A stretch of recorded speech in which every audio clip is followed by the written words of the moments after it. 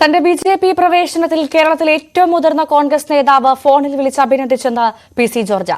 2 കൊല്ലം മുൻപെങ്കിലും ബി.ജെ.പിയിൽ ചേരേണ്ടതായിരുന്നു. റബ്ബർ വില വർധനവിൽ അടക്കം ഇടപെടൽ ഉണ്ടാകുമെന്ന് ഉറപ്പ് ലഭിച്ചെന്നും പി.സി. ജോർജ് ന്യൂസ് 18നോട്. ഞാൻ പറഞ്ഞു വളരെ അടുപ്പോൾ എന്തിന് ഈ നിയോജകം പൂഞ്ഞാർ ഇപ്പം എൻ്റെ ഫോൺ എടുത്ത് നോക്കാണ് പലരുടെയും പേര് അതിനകത്ത്. കോൺഗ്രസ് വലിയ നേതാക്കന്മാരെ വിളിച്ചത്.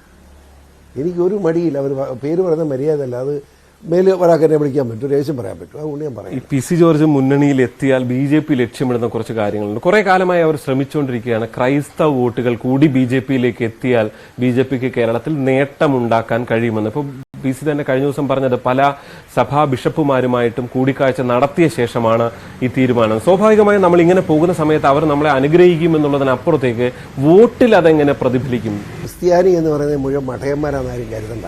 ആ പാവങ്ങളെ കുറേ ആളുകളായി LDF UDF കൂടെ വഞ്ചിച്ച് ഇട്ടിരിക്കുക. അവർ മനസ്സിലാക്കിയിട്ടുണ്ടല്ല.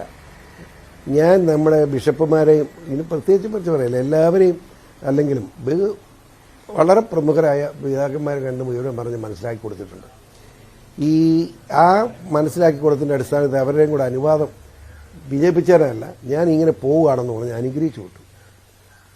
ഏറ്റവും സഭയുടെ വലിയ ആള് അദ്ദേഹം സ്ഥാനം ഒഴിഞ്ഞു. അദ്ദേഹം എൻ്റെ തലയെ കൈവച്ച് അനുഗ്രഹിച്ചു.